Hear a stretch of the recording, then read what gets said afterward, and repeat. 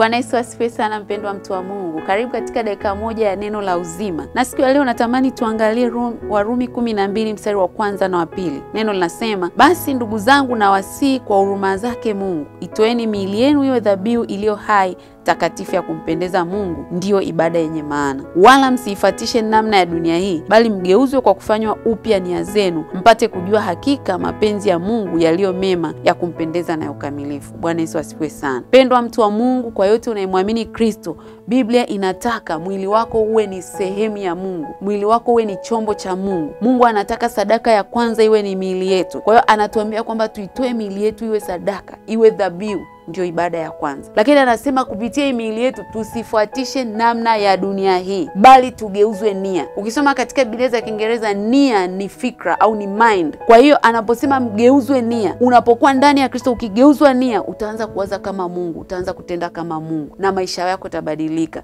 Na yakibadilika maisha yako, Mungu atatukuzwa kupitia wewe, na wewe mwenyewe utanufaika. Mungu akubariki sana, uwe na wakati mwema. Amen.